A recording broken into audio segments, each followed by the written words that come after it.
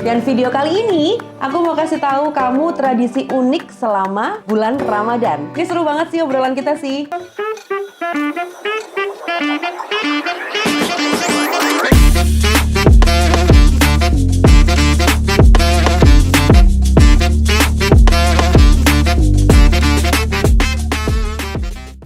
Ketemu lagi, aku balik lagi di hadapan kamu.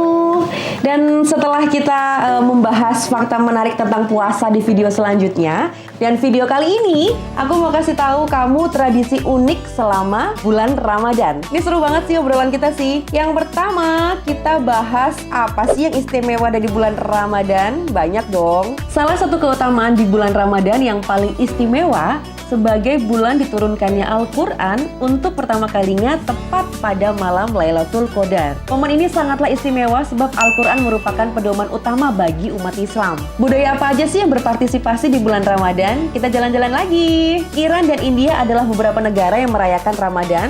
Turki, Mesir, Maroko, dan Indonesia, termasuk negara lainnya. Setiap lokasi memiliki cara unik untuk merayakan tradisi tahunan Islam ini. Tetapi biasanya tradisi ini meliputi puasa, doa, nyanyian, dan ucapan salam. Ini yang lumrah terjadi gitu ya. Nah, sekarang ayo mau kasih lihat kalian tradisi unik selama bulan Ramadan di berbagai negara dan daerah di Indonesia. Antara lain, yang pertama, kita ke Malamang, Sumatera Barat. Tradisi membuat makanan khas Sumatera Barat yaitu lemang yang terbuat dari beras ketan dan dimasukkan ke dalam buluh bambu. Lemang dari Sumatera Barat ini memiliki rasa manis dan gurih dengan aroma khas bakaran bambu dan daun pisang muda. Lemang dapat disajikan dengan berbagai cara seperti ditambah selai kacang dan serikaya, ditambah rendang, telur, dan lauk pauknya. Ditambah buah-buahan juga bisa seperti durian. Diaduk menjadi satu seperti kolak dan dicelupkan ke dalam tapai atau tape gitu ya kalau orang Jawa bilang ya. Lemang memiliki beberapa jenis, diantaranya lemang tapai, lemang pisang, lemang singkong. Ini enak banget. Selamat mencoba untuk berbuka puasa. Kemudian kita ke Riau. Di sana ada tradisi adu cepat dayung di sungai menggunakan perahu panjang yang diisi oleh banyak orang. Tradisi ini merupakan perpaduan antara unsur olahraga, seni, dan olah batin. Konon, masyarakat sekitar yang percaya bahwa olah batin dari pawang perahu atau dukun perahu sangat berpengaruh untuk menentukan kemenangan. Pacu jalur memiliki makna budaya yang terkandung di dalamnya, yaitu keuletan, kerjasama, kerja keras, ketangkasan, dan sportivitas. Festival pacu jalur yang dilaksanakan sekali setahun ini merupakan salah satu tradisi kebanggaan masyarakat Kabupaten Kuantan Singingi dengan ibu kotanya Taluk Kuantan berada sekitar 160 km dari pusat kota Pekanbaru. Ibu kota Provinsi Riau dengan waktu tempuh sekitar 3,5 jam dengan kecepatan rata-rata 80 km per jam. Ngebut ya, rasanya gimana kalau aku ada di perahu itu. Kemudian kita ke Jawa nih, tradisi yang merupakan perpaduan budaya Jawa dan Islam menjelang bulan Ramadan, ada megengan untuk menyambut bulan Ramadan. Tradisi ini merupakan perpaduan budaya Jawa dan Islam yang diwariskan oleh para wali songo. Kata megengan berasal dari bahasa Jawa yang berarti menahan. Tradisi ini melambangkan menahan hawa nafsu selama bulan Ramadan. Kegiatan-kegiatan ini dilakukan dalam tradisi megengan antara lain berdoa di masjid, membuat kue khas megengan seperti apem, nagosari, koci-koci. Kemudian juga berbagi makanan dan kue kepada saudara dan tetangga, membawa makanan ke musola atau masjid untuk dimakan bersama. Dan megengan sendiri mempunyai makna nih sebagai bentuk pengingat bahwa bulan Ramadan sudah dekat, sebagai bentuk rasa syukur karena dipertemukan kembali dengan bulan Ramadan, sebagai bentuk permohonan maaf kepada sesama, dan sebagai bentuk bersih diri dari dosa.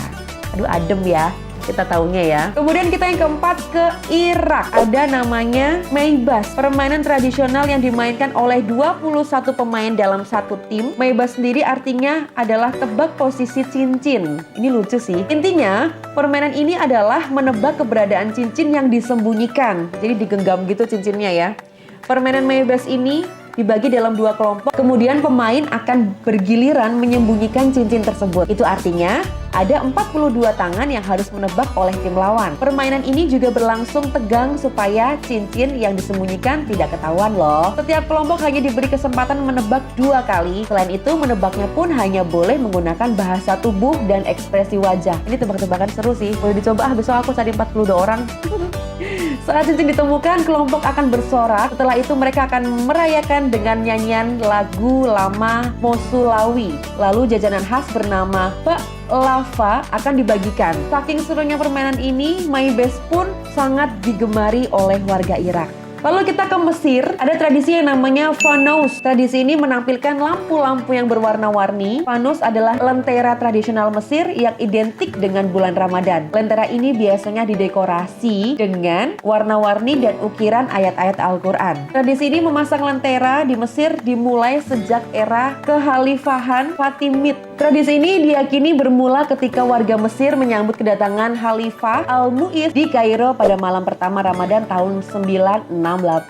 Berikut adalah beberapa hal yang berkaitan dengan lentera fanous. Lentera fanous melambangkan persatuan dan kegembiraan selama bulan suci Ramadan. Lentera fanous didekorasi dengan warna-warni, ukiran ayat Al-Quran yang tadi sudah aku sebutin ya. Dan lentera fanous biasanya dipasang di masjid, rumah, pusat perbelanjaan, dan pusat kota. Atau di jalan-jalan di pinggir jalan juga banyak. Kemudian biasanya lentera fanous ini dibeli warga Mesir untuk dihiasin juga, dipajang gitu. Lalu juga yang terakhir nih, lentera fanous juga dibeli anak-anak untuk bermain dengan teman-temannya. Ih, seru sih, cantik ya bentuknya ya. Yang keenam, kita ke Kuwait. Ada tradisi berbagi coklat. Tradisi yang dilakukan selama bulan Ramadan nih. Tradisi ini dilakukan selama 3 kali perayaan di pertengahan Ramadan. Anak-anak akan mengetuk rumah pintu tetangganya dan bernyanyi demi mendapatkan permen dan coklat. Enak ya jadi anak-anak ya. Kalau misalnya aku yang akan bernyanyi di depan rumah orang, kira-kira dia apa?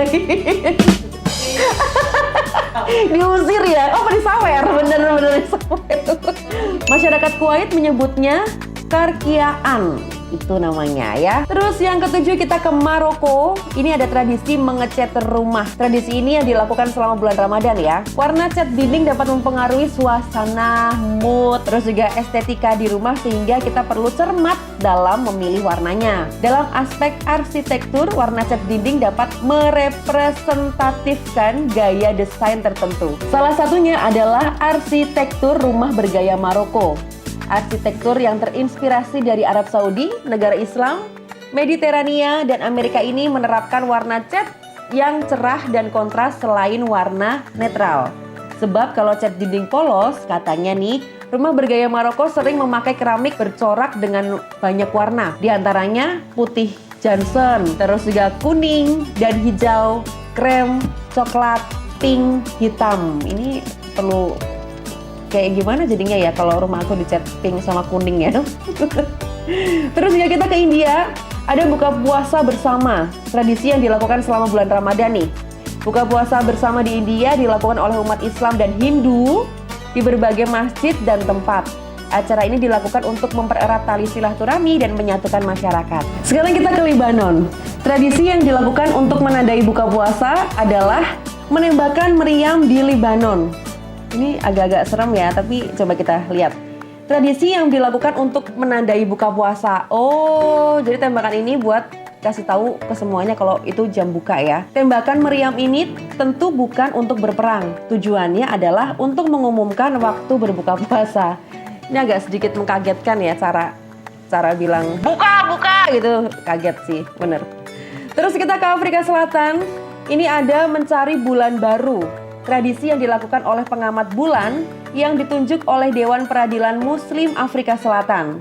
Afrika Selatan memiliki 4 musim, yaitu musim panas, musim gugur, musim dingin, dan musim semi. Musim di Afrika Selatan, musim panasnya itu terjadi di bulan November sampai Februari. Musim gugurnya Maret sampai Mei. Musim dingin, Mei sampai September. Musim semi, September sampai November. Dan Afrika Selatan merupakan negara maju yang kaya akan bahan tambang, terutama emas, platinum, dan berlian.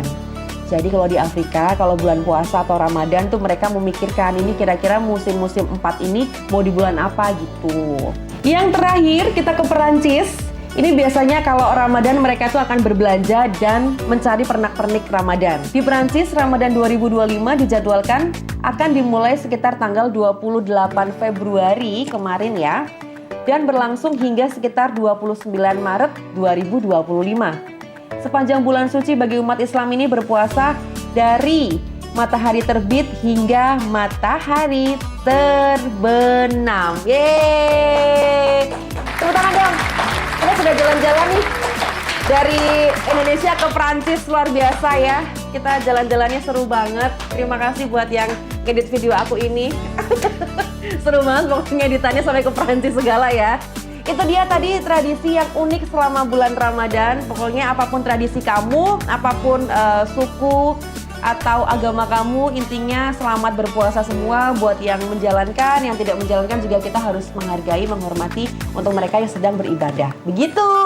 Selamat puasa semuanya. Semoga sampai 30 hari itu bisa full kalian semua dan puasanya diterima oleh Tuhan Yang Maha Esa. Thank you sudah nonton video aku. Sampai jumpa di video selanjutnya.